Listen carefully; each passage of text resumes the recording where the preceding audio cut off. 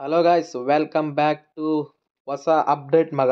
So ಈ ವಿಡಿಯೋದಲ್ಲಿ ಹೇಳಕೊಡೋದು ಏನಪ್ಪ ಅಂದರೆ ನಮ್ಮ RCBಯ ಪ್ಲೇಯರ್ ರಜತ್ ಪಡಿದಾರ್ ಅವರು ಲಾಸ್ಟ್ 3 ಡೊಮೆಸ್ಟಿಕ್ ಕ್ರಿಕೆಟ್ನಲ್ಲಿ ಬರೋಬ್ಬರಿ ಫಸ್ಟು ಸೈಯದ್ ಮುಸ್ತಕ್ ಅಲಿ ಟ್ರೋಫಿಯಲ್ಲಿ ಈ 428 ರನ್ ಹೊಡೆದಿದ್ದಾರೆ. ತುಂಬ ಚೆನ್ನಾಗಿ ಈ ಥರ ಆಡಿದರೆ ಬೆಂಗಳೂರಿಗೆ ಕಪ್ ತಂದು ಕೊಡೋದ್ರಲ್ಲಿ ಗ್ಯಾರಂಟಿ. 428 ರನ್ ಹೊಡೆದಲ್ಲದೆ 61.2 ಆ್ಯಾವ್ರೇಜ್ ಇದೆ. ಬರೋಬ್ಬರಿ 186.808 ಸ್ಟ್ರೈಕ್ ರೇಟ್ ಗುರು. ಇನ್ನು ವಿಜಯ್ ಹಜಾರೆ ಟ್ರೋಫಿಯಲ್ಲಿ ನೋಡೋದಾದರೆ 226 ರನ್ ಹೊಡೆದಿದ್ದಾರೆ. ಸೊ ಆ್ಯಾವ್ರೇಜ್ ಬಂದುಬಿಟ್ಟು 56.5, ಸ್ಟ್ರೈಕ್ ರೇಟ್ ಬಂದುಬಿಟ್ಟು 107. ಸೊ ಈ ವಿಜಯ್ ಹಜಾರೆ ಟ್ರೋಫಿಯಲ್ಲಿ ಕರುಣ್ ನಾಯರ್ ಅವರು ತುಂಬ ಅದ್ಭುತವಾಗಿ ಪರ್ಫಾರ್ಮೆನ್ಸ್ ಮಾಡಿದ್ದಾರೆ. ಸೊ ಅದರಲ್ಲಿ ಒಂದು ಮಾತೇ ಇಲ್ಲ. ಇನ್ನು ರಂಜಿ ಟ್ರೋಫಿ ನೋಡ್ತಾ ಬರೋದಾದರೆ ಬರೋಬ್ಬರಿ 519 ರನ್ ಗುರು, 51.4 ಯಾವ್ರೇಜ್.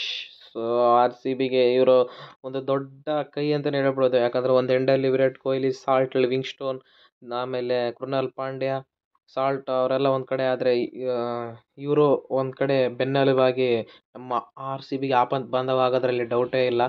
ಸೊ ಇದೇ ಥರ ಆಡಿ 2025ರ IPL ನಲ್ಲಿ ಗೆದಿಯೋದ್ರಲ್ಲಿ ಡೌಟೇ ಇಲ್ಲ ಮಗ.